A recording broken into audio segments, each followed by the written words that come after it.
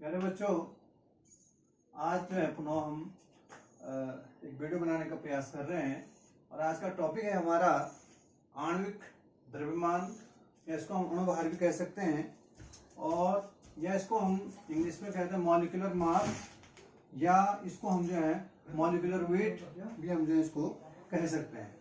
अब जैसे कल की वीडियो में मैंने आपको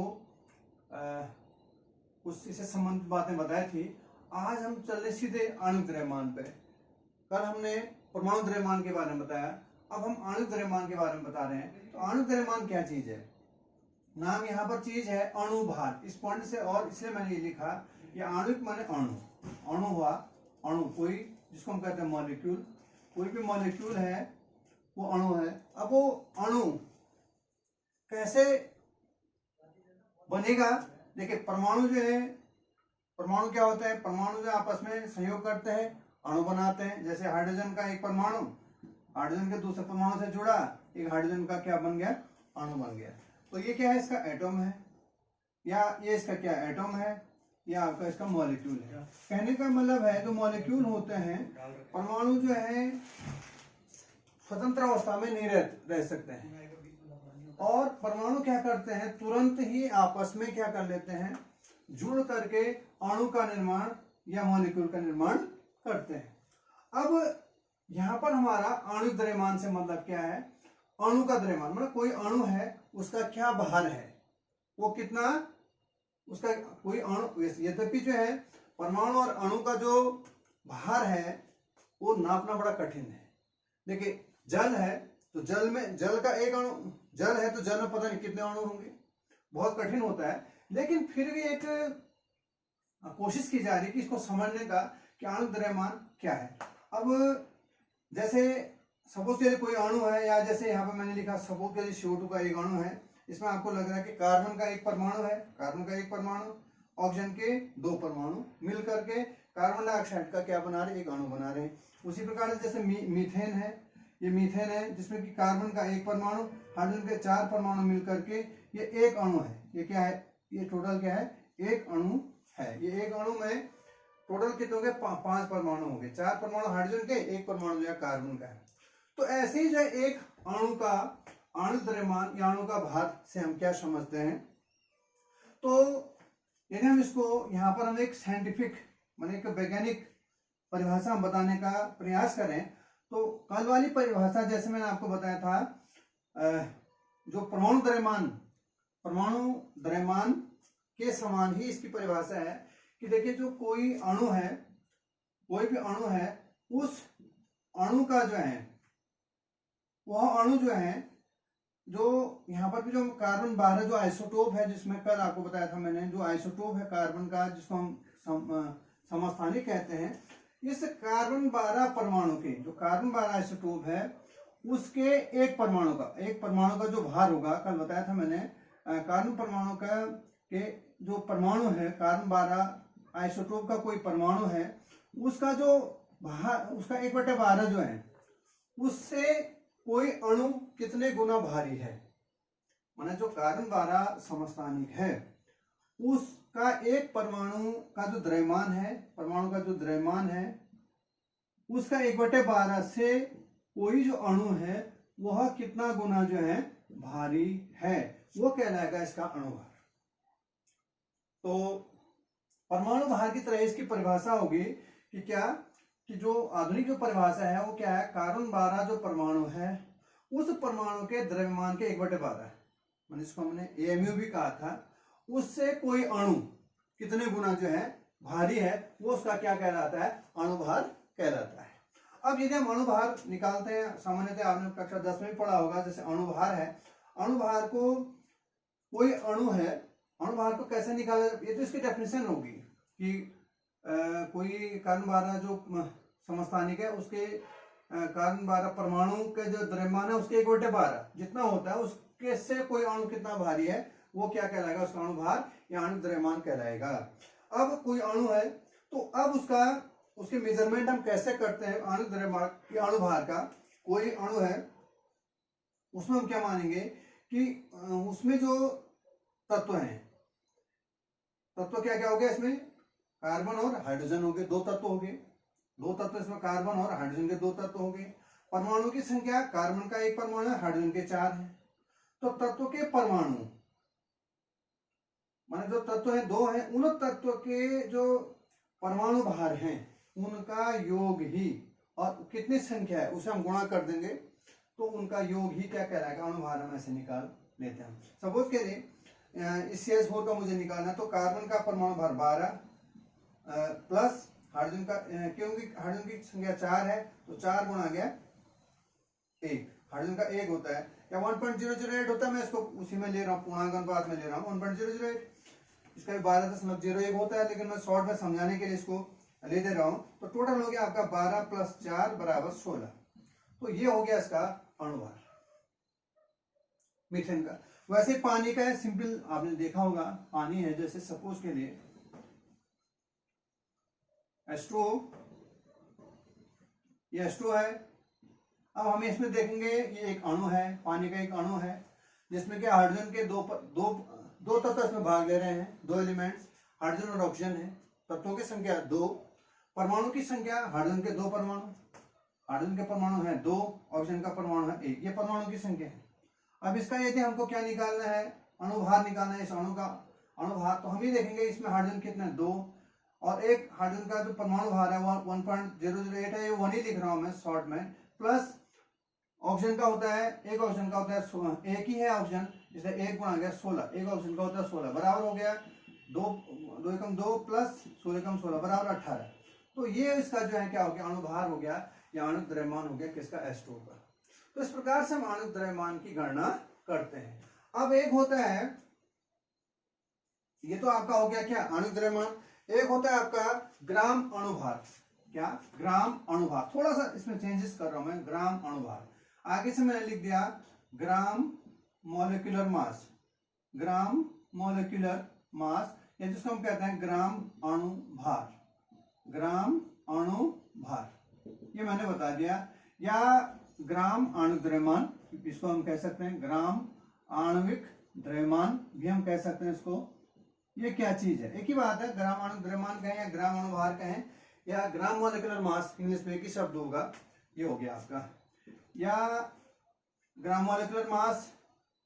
तो ये क्या चीज है, यदि हम कोई अणु है, उस अणु के आणविक द्रव्यमान को ग्राम में परिवर्तित करना, माने कोई अणु है उसका जो अणुभार है या जो आणविक द्रव्यमान है, उस आणविक द्रव्यमान को ग्राम में यदि परिवर्तित किया जाए, एक्सप्रेस किया जाए ग्राम में, तो उसका क्या कहलाता है, ग्राम अणुभार या ग्राम आणविक द्रव्यमान कहलाता है। जैसे मैंने अभी H2O का, ये H2O आपका पानी है, पानी का मैंने अणुभार निकाला, 2 हाइड्रोजन है, एक हाइड्रोजन का 1 परमाणु भार प्लस ऑक्सीजन का 16, बराबर 2 एकम 2 प्लस 16 बराबर 18 आया था। यदि हम इस 18 को हम ग्राम में परिवर्तित कर दें, मतलब कहने का मतलब 18 ग्राम, तो ये हो जाएगा इसका ग्राम मॉलिक्यूलर मास या ग्राम अणुभार। कहने का मतलब किसी अणु का जो अणुभार है उसको यदि ग्राम में परिवर्तित कर दिया जाए, जितना उसका अणुभार है उतना ही ग्राम में हम लिख लेते हैं, तब वो क्या कहलाता है, ग्राम अणुभार या ग्राम आणविक द्रव्यमान कहलाता है। तो 18 ग्राम पानी का मतलब हो गया कि क्या हो गया, पानी का क्या हो गया, ये ग्राम आणविक द्रव्यमान हो गया या ग्राम अणुभार हो गया। उसी प्रकार से मीथेन का हो गया 16, अभी बताया था। तो 16 यदि हम ग्राम 16 तो उसका अणुभार है या द्रव्यमान है, और 16 ग्राम को यदि हम लिखते हैं तो उसका क्या हो जाएगा, आणविक द्रव्यमान हो जाता है। कहने का मतलब किसी तत्व, किसी अणु का जो आणविक द्रव्यमान है या अणुभार है उसको ग्राम में परिवर्तित किया जाए तो वो क्या कहलाता है, ग्राम अणुभार या ग्राम आणविक द्रव्यमान कहलाता है। अब हम लेते हैं नेक्स्ट, हमारे पास कुछ टॉपिक है, इसकी समझ में आएगा आपका। अब हम लेते हैं मूल कॉन्सेप्ट या मूल अवधारणा, मूल कॉन्सेप्ट या मूल अवधारणा, मूल अवधारणा, अवधारणा या जिसको हम कहते हैं मूल कॉन्सेप्ट, मूल कॉन्सेप्ट। मोल कॉन्सेप्ट या मोल अवधारणा क्या चीज है? मैंने आपको पिछले तम वीडियोज में बताया था कि मोल क्या चीज है, हम मोल क्या कहते हैं। यदि कोई भी पदार्थ है, उस पदार्थ में यदि पार्टिकल्स की संख्या, वो पार्टिकल्स क्या क्या हो सकते हैं? जो पार्टिकल्स, कण, पार्टिकल्स का मतलब कण, कणों की संख्या। और वो कण क्या क्या हो सकते हैं? ये परमाणु हो सकते हैं, या ये अणु हो सकते हैं, या ये आयन हो सकते हैं। It may be atom, it may be molecule and it may be ion. मतलब पार्टिकल का मतलब कण, कणों की संख्या। यदि किसी पदार्थ की कणों की संख्या कितनी हो? उतनी हो जितने की कार्बन 12। कार्बन 12 हमारे पास बहुत एक मेजरमेंट के लिए जो है ये यूज किया जाता है। कार्बन 12 जो आइसोटोप है या समस्थानिक है, कार्बन 12 परमाणु के या कार्बन 12 जो समस्थानिक है उसके 12 ग्राम, या इसको केजी में करें तो 12/1000 का मतलब हो जाएगा 0.012 केजी में जितने कण उपस्थित होंगे। कण का मतलब हमारा यहाँ पर परमाणु हो सकता है, अणु हो सकता है, आयन हो सकता है।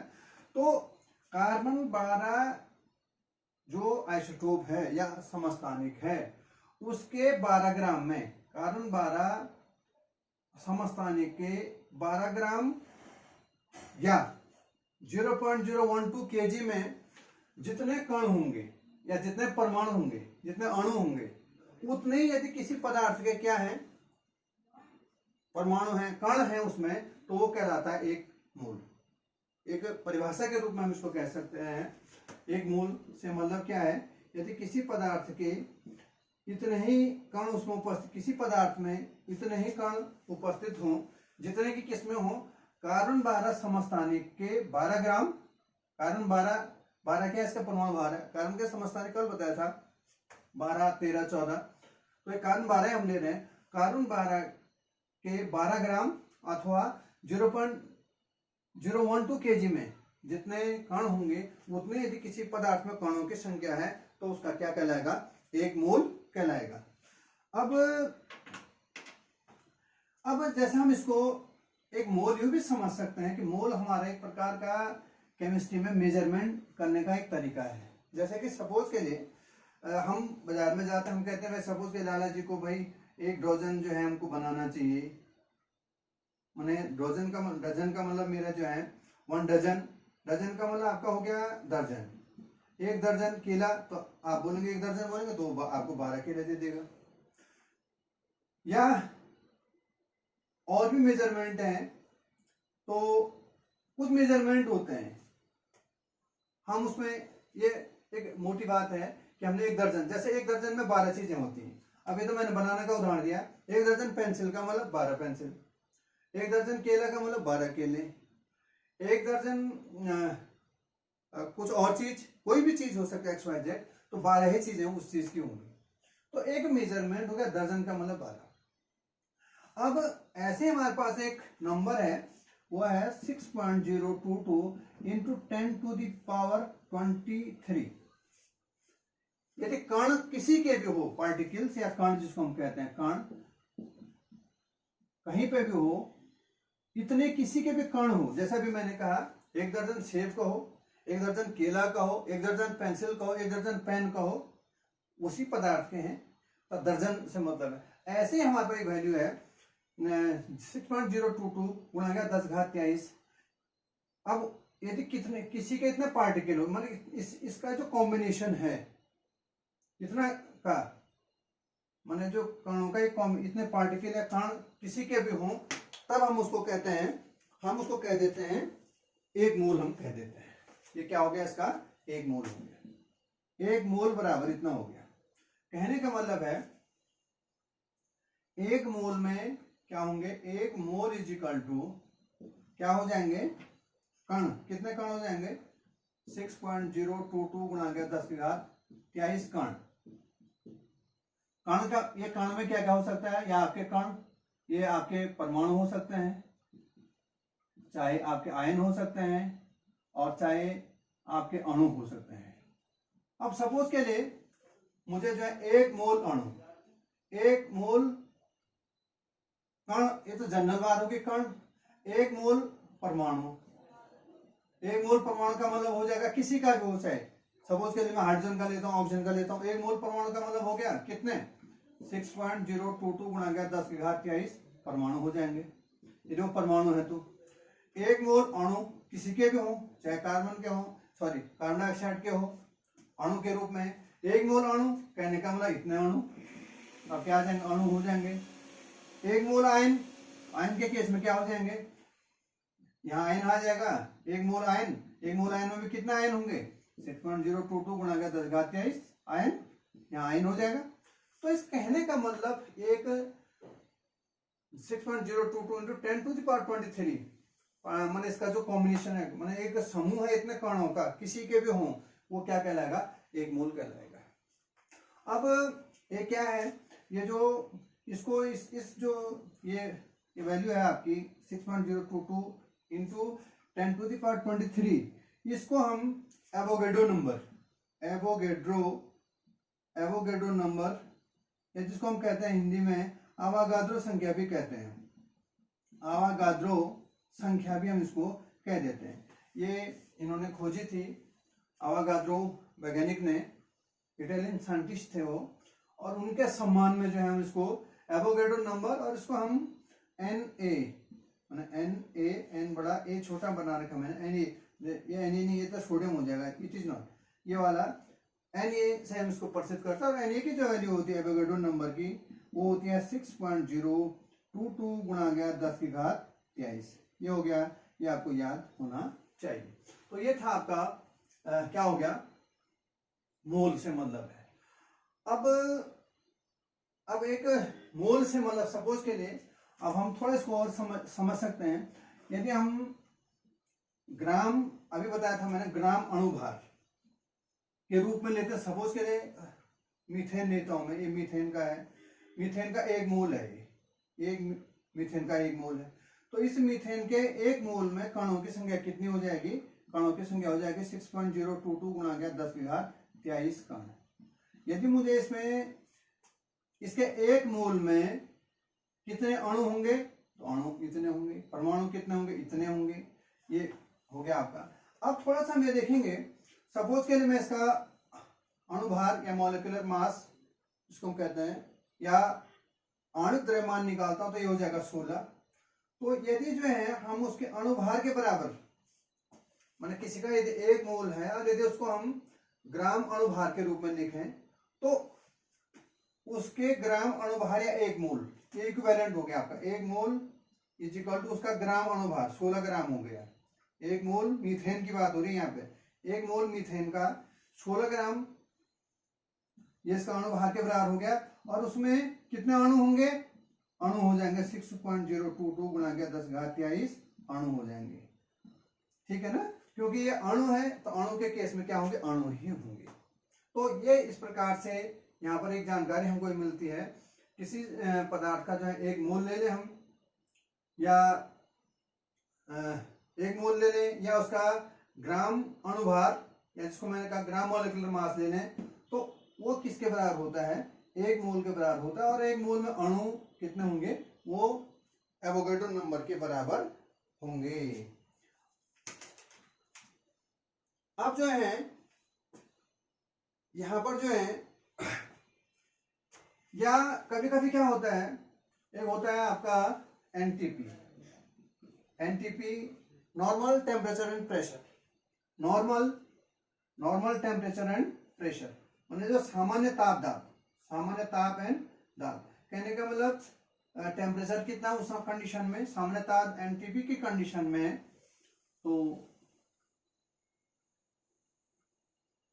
टेम्परेचर जो है 0 डिग्री सेंटीग्रेड, या केल्विन में हम कर रहे हैं तो 273 जोड़ देंगे तो बराबर हो जाएगा इसका 273 केल्विन हो गया।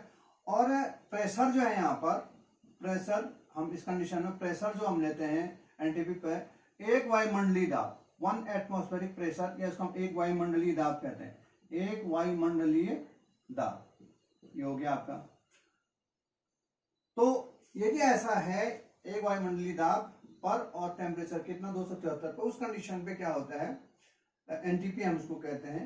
और उस समय जो है कोई गैस है या एक अणु है, उसका एक आयतन हमको लेना है एनटीपी पर। तो 1 मोल का जो आयतन होता है वह 22.4 लीटर होता है। ये हमको 1 मोल का कोई आयतन है वो कितना होगा किसी गैस का, वो 22.4 लीटर के बराबर होगा। तो इससे हमारे को एक जानकारी भी मिली। एक तो क्या मिला, इतने अणु होंगे, उसके मॉलिक्यूलर मास या अणु द्रव्यमान के बराबर ग्राम में मात्रा है तो उसमें इतने अणु होंगे। और दूसरा यदि उसका जो एनटीपी पर हम ले रहे हैं तो 1 मोल का आयतन कितना लेंगे हम, 22.4 लीटर लेंगे। तो ये तो था थोड़ा हमारे पास मोल धारणा के बारे में या मोल कॉन्सेप्ट के बारे में। और जैसे सपोज के लिए कोई गिवन कोई सब्सटेंस है, उसके मोलों की संख्या हमको निकालनी है। कोई पदार्थ है उसके मोलों की संख्या हमको निकालनी है। मोलों की संख्या, मोल को हम एन भी लिख सकते हैं। तो मोलों की संख्या बराबर हो जाएगा पदार्थ का ग्राम में भार, पदार्थ का ग्राम में भार, ग्राम में भार, ग्राम में भार बटे उसका आणविक द्रव्यमान, उसका आणविक द्रव्यमान या मॉलिक्यूलर मास जिसको हम कहते हैं। माने कोई मोलों की संख्या, ये मोलों की संख्या है, मोलों की संख्या, मोलों की संख्या बराबर क्या निकालेंगे, किसी पदार्थ के यदि हमको मोल निकालना है तो मोलों की संख्या बराबर उस पदार्थ का ग्राम में भार कितना है और बटे आणविक द्रव्यमान उसका कितना है। माना हमें उसको इन जनरल सपोज के लिए एन ये है और ए कोई पदार्थ है सपोज के लिए, माना इसके एन के मोल निकालने हमको एन ए, तो एन का ग्राम में भार, मैंने सपोज करा इसका एन डब्ल्यू एस का भार हो गया वेट ऑफ ए और मॉलिक्यूलर मास ऑफ ए, मैं इसको ऐसा लिख सकता हूं।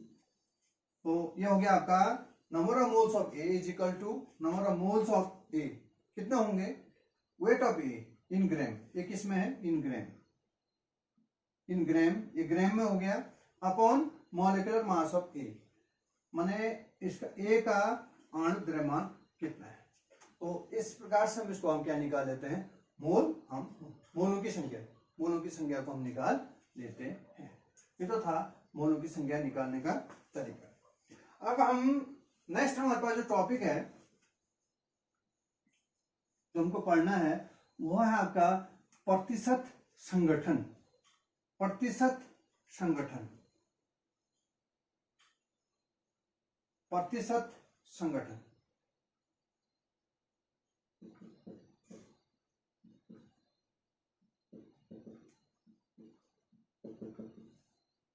Percentage composition, you know, percentage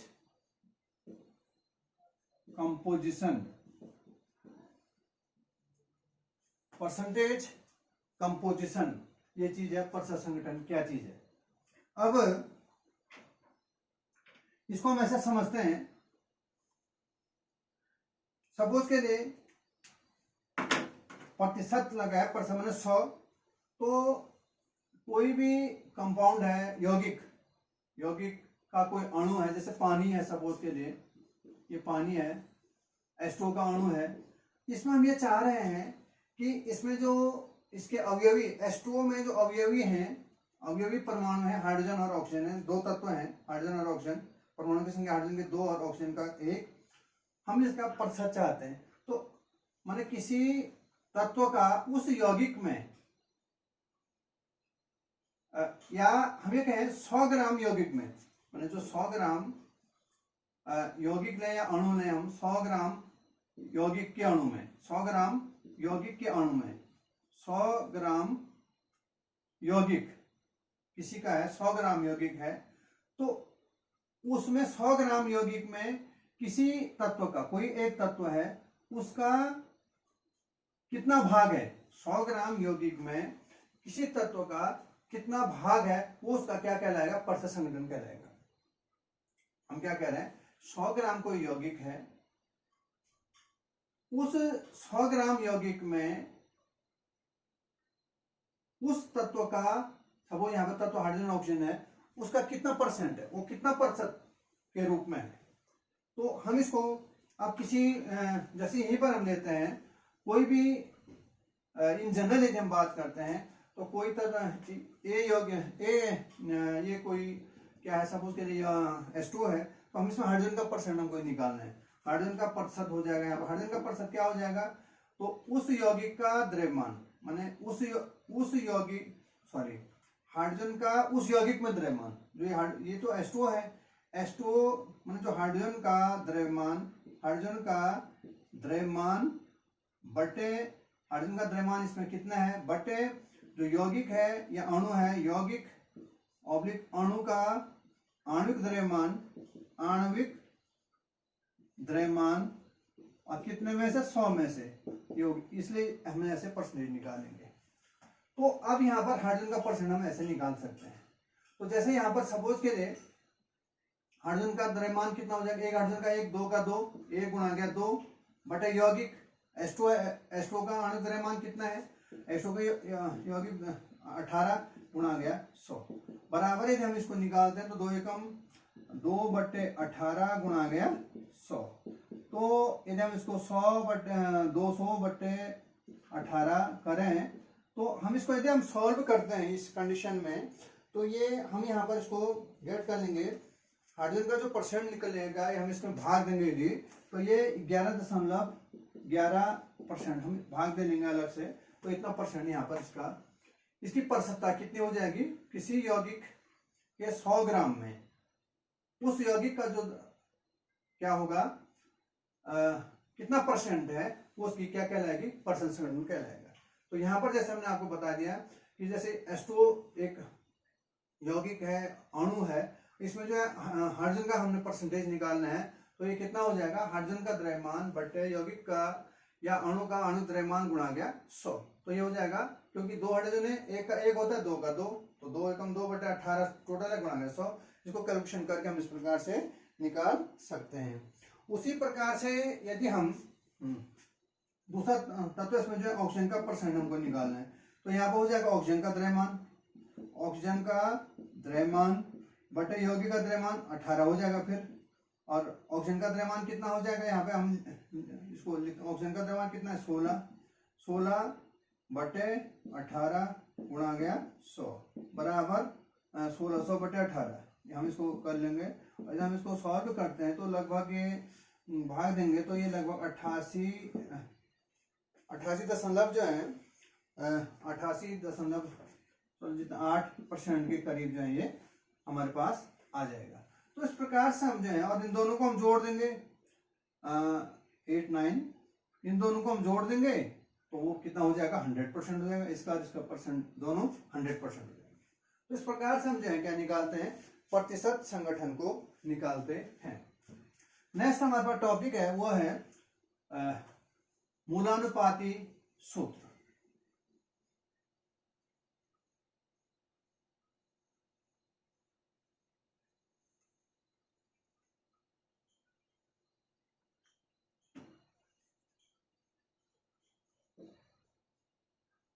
मूलानुपाती सूत्र,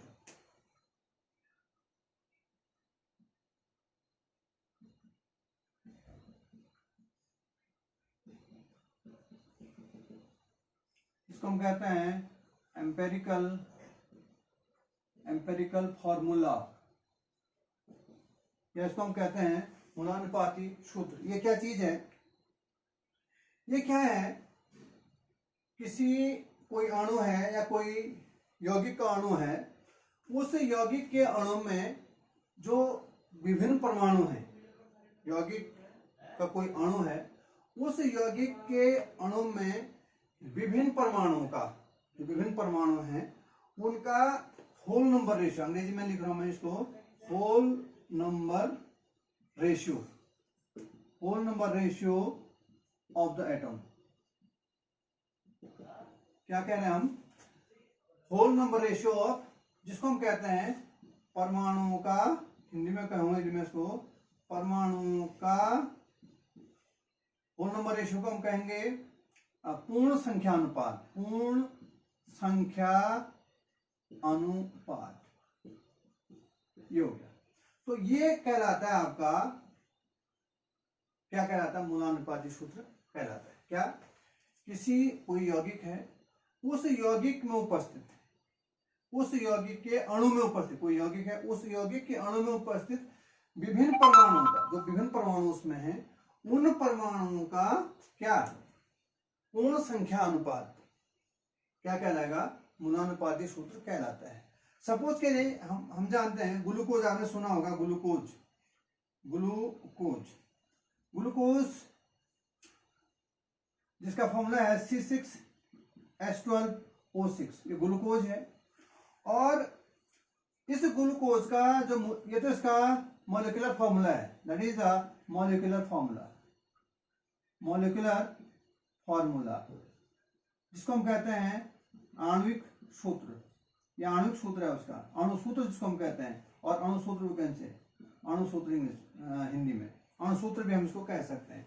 अब यदि हम इसका मूलानुपाती सूत्र लिखना चाहें, यह है आपका CH2O, इसका मूलानुपाती सूत्र आ गया CH2, ग्लूकोज का मूलानुपाती, that is the empirical formula. Empirical formula क्या है इसका, CH2O है। तो ये कह रहा है कि कोई यौगिक है, उस यौगिक में जैसे ग्लूकोज है, उस यौगिक में उपस्थित जो परमाणु विभिन्न तत्व हैं, विभिन्न तत्व कौन है, कार्बन है, हाइड्रोजन और ऑक्सीजन है, विभिन्न तत्व हैं, 3 तत्व हैं यहाँ पर, कार्बन, हाइड्रोजन और ऑक्सीजन। वो बात दूसरी है कि कार्बन का एक ही परमाणु है, हाइड्रोजन के 2 परमाणु हैं और ऑक्सीजन का 1 परमाणु है। परमाणु की संख्या अलग अलग है लेकिन तत्वों की संख्या 3 है। तो विभिन्न तत्व के परमाणुओं का जो परमाणु है, उन परमाणुओं का होल नंबर रेशियो, माने पूर्ण संख्या अनुपात। पूर्ण संख्या अनुपात का मतलब पूर्ण संख्या में होना चाहिए, कहने का मतलब सपोज के किसी का 1.5 हो रहा है, पूर्ण संख्या नहीं होगा, हम होल नंबर का क्या लाएंगे, या 2 होगा या 3 होगा।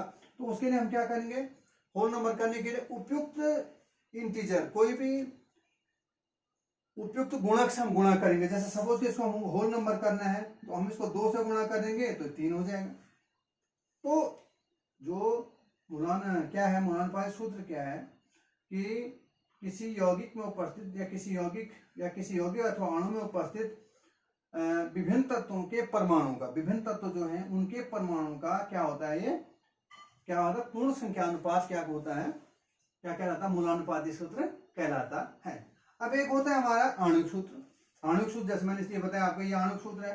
तो आणविक सूत्र क्या है, जैसे ग्लूकोज का ये है आणविक सूत्र, ये क्या कहलाता है, आणविक सूत्र क्या कहलाता है कि किसी यौगिक में उपस्थित, ये यौगिक है या अणु है, यौगिक अथवा अणु में उपस्थित विभिन्न परमाणुओं के, जो विभिन्न परमाणु हैं उनके वास्तविक अनुपात को, जो परमाणु हैं उनके वास्तविक जो एक्चुअल है, एक्चुअल अनुपात को क्या करता है, जानकारी देता है। ये कहलाता है आपका आणविक सूत्र कहलाता है। जैसे सपोज के लिए है ग्लूकोज का मॉलिक्यूलर फॉर्मूला है, आणविक सूत्र है, यह C6H12O6 है। तो ये जानकारी दे रहा है यहाँ पर कार्बन, हाइड्रोजन और ऑक्सीजन का जो अनुपात है, कार्बन का 6 अनुपात, हाइड्रोजन के 12 हैं टोटल परमाणु और इसके 6 हैं। तो पूर्ण संख्या परमाणु के वास्तविक परमाणु की संख्या है उसके अनुपात को शो कर रहा है। तो माने क्या है, आणविक सूत्र क्या होता है, वह सूत्र होता है जो किसी अणु अथवा किसी यौगिक या अणु में उपस्थित विभिन्न तत्वों के परमाणुओं के वास्तविक अनुपात को, जो वास्तविक अनुपात है उनका एक्चुअल जो संख्या है उन परमाणुओं की, उसके अनुपात को क्या करता है, परसेंट करता है। जैसे ये हो गया आपका 6:12:6, तो 6 कम 6 6 कम 6 6 दूनी 12 6 कम 6 1:2:1, ये क्या हो गया, ये बता रहे हैं आपका, ये संख्या बता रहे हैं इनकी कि इस रूप में ये है। तो या ये कह रहा है कि यहाँ पर कार्बन के 6 हैं, ये तो मैंने इसको सरल कर दिया है, हाइड्रोजन के 12 हैं और ऑक्सीजन के क्या है 6 क्या है, वास्तविक परमाणुओं की संख्या है। अब जो मूलानुपाती सूत्र है निकालने को आता है और ये बहुत जरूरी है क्योंकि मूलानुपाती सूत्र से हम बहुत से सवाल हम करते हैं और इसको आना चाहिए हमको। तो इसमें आपको क्या करना है, कैसे आप निकालते हैं मूलानुपाती सूत्र को, हमने क्या करना है, सपोज के लिए इसके लिए स्टेप होंगे। तो पहले आप एक सारणी बना लेंगे इसके लिए। जैसे पहला हो जाएगा आपका तत्व का नाम, तत्व का या पहला क्रम संख्या, एक सारणी याद कर लेंगे आप। पहले हम करेंगे कौन कौन से, उस यौगिक में कितने क्रम संख्या, फिर उस यौगिक में कौन कौन से तत्व हैं, तत्व का नाम, उस तत्व की कितनी परसेंटेज है, प्रतिशतता, उस तत्व की उसमें कितनी प्रतिशतता है। उसके बाद इसका परमाणु भार क्या है, परमाणु भार या परमाणु द्रव्यमान क्या है। फिर अगला हो जाता है परमाणु प्रतिशतता बटे परमाणु भार, प्रतिशतता, प्रतिशतता बटे परमाणु भार, ये हो गया। और ये जितना आएगा फिर यहां पर हम लेते हैं एक सरल अनुपात, सरल अनुपात, इस प्रकार से हम इसको निकाल लेते हैं। तो सपोज क्रम संख्या, जैसे सपोज के लिए हमारे पास एक कोई ऐसा सवाल हो जाता है कि कोई कार्बनिक यौगिक है, कोई सपोज के लिए एक सवाल है, कोई कार्बनिक यौगिक, कोई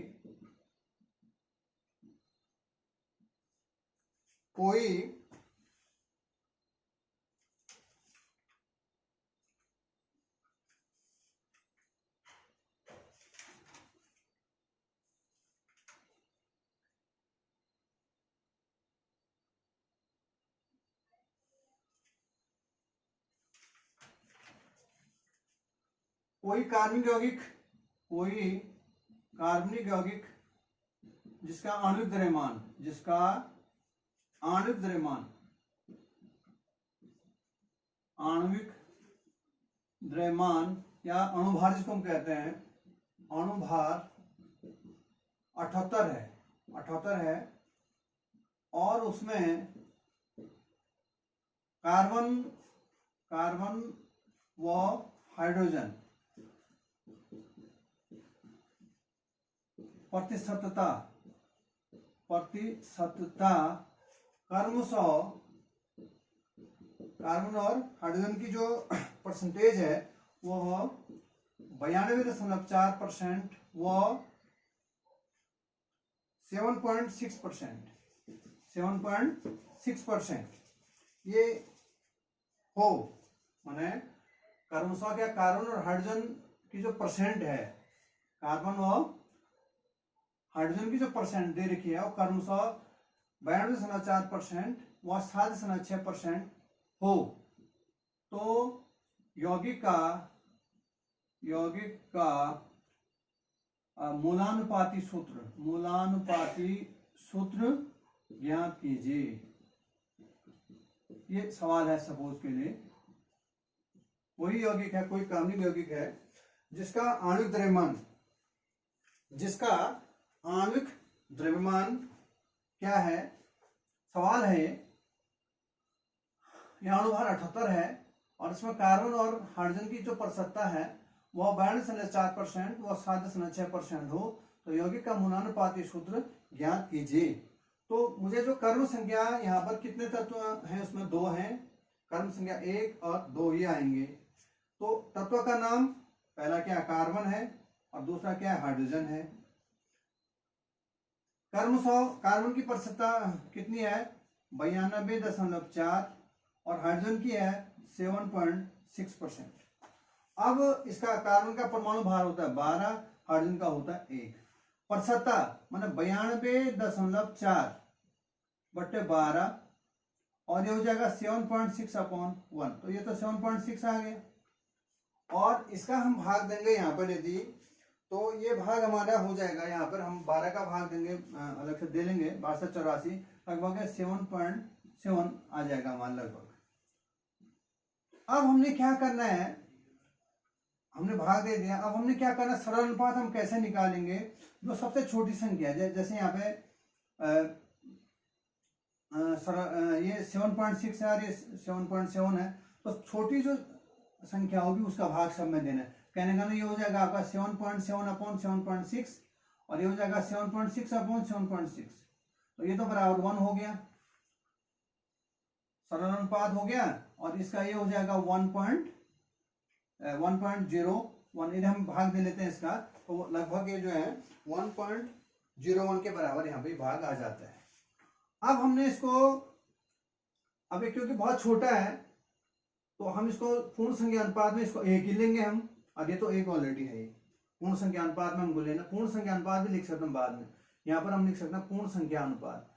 और यदि वो भिन्नात्मक है तो उसको हम क्या कर लेंगे, पूर्ण संख्या, एक और खाना बना सकते हैं सरल अनुपात, पूर्ण संख्या अनुपात, पूर्ण संख्या अनुपात भी आप निकाल सकते हैं इसको। तो और बहुत छोटा है तो उसको वहीं पर छोड़ सकते हैं क्योंकि वैल्यू जो है बहुत कम है 1.01, तो एक एक हो गया। तो इसका जो इंपेरिकल फॉर्मूला है हमारा, जो इसका निकल जाएगा क्या, जो मूलानुपाती सूत्र है इसका, मूलानुपाती सूत्र हो जाएगा आपका, ये हो जाएगा मूलानुपाती सूत्र हो जाएगा C कितने हैं, एक C1 एंड H भी 1 है तो C1H1, तो 1 1 न लिख करके हम CH हो गया। इसका जो मूलानुपाती सूत्र हो गया वो हो गया CH। अब हमने क्या करना है, मूलानुपाती सूत्र साथ में अणुसूत्र, अणुसूत्र भी या आणविक सूत्र, अणुसूत्र या आणविक सूत्र भी हमको पूछ सकते। तो मूलानुपाती सूत्र निकल गया, अब अणुसूत्र हम कैसे निकालेंगे, हमने अब क्या करना है, यहाँ पर हमारे पास एक फॉर्मूला है, आपको याद रखना है, आणविक द्रव्यमान, आणविक द्रव्यमान जिसको हम कहते हैं अणुभार भी कह सकते हैं इसको। अणुभार बराबर होता है n गुणा गया मूलानुपाती सूत्र का द्रव्यमान, मूलानुपाती सूत्र का द्रव्यमान। तो यहां से आणविक सूत्र, आणविक द्रव्यमान, जैसे सवाल में कितना दे रखा था 78 दिया था, 78 बराबर n इंटू, अब मूलानुपाती सूत्र का द्रव्यमान, मूलानुपाती सूत्र का द्रव्यमान कैसे निकालेंगे, देखो मूलानुपाती सूत्र ही है इसका द्रव्यमान, मूलानुपाती सूत्र का द्रव्यमान, मूलानुपाती सूत्र का द्रव्यमान बराबर हो जाएगा, द्रव्यमान बराबर हो जाएगा, इसका हो जाएगा 12 प्लस 1, कार्बन का होता है 12, हाइड्रोजन का होता है 1, तो 12 और 1 13 हो जाएगा, 13 हो गया 13। तो यहाँ पर हो गया 78 बराबर n गुणा गया मूलानुपाती सूत्र का द्रव्यमान हो गया 13, तो n बराबर हो जाएगा 78, 78 अपॉन क्या 13 बराबर 78, 6 हो गया, n की वैल्यू क्या आ गई 6 आ गई, n इज इक्वल टू 6। अब जो है, जो अणुसूत्र होता है या आणविक सूत्र होता है जिसको हम कहते हैं आणविक सूत्र, आणविक सूत्र या जिसको हम कहते हैं अणुसूत्र, बराबर होता है आपका जो मूलानुपाती सूत्र है, मूलानुपाती सूत्र और सारे का n, ऐसे हम निकाल लेंगे, ये हम आणविक सूत्र निकाल लेते हैं। जैसे यहाँ पे मैंने n की वैल्यू 6 निकाली, अब आणविक सूत्र बराबर या अणुसूत्र बराबर हो जाता है मूलानुपाती सूत्र होल का n करेंगे, तो मूलानुपाती सूत्र आपका निकला था CH और इसका होल n का मतलब, इसको हम n की वैल्यू निकली थी आपकी, n की वैल्यू निकली थी 6, तो इसको मल्टीप्लाई कर देंगे बराबर हो जाएगा आपका C6H6। तो ये C6H6 क्या होता है, बेंजीन होता है, यह हो गया आपका, ये इसका बेंजीन हो गया, ये इसका क्या हो गया आणविक सूत्र या आणविक अणुसूत्र हो गया। तो इस प्रकार से मूलानुपाती सूत्र को निकालते हैं, और ये वीडियो बहुत बड़ी बन रही है इसलिए मैं इसको अभी यहीं पे टॉपिक समाप्त कर रहा हूँ। Thank you.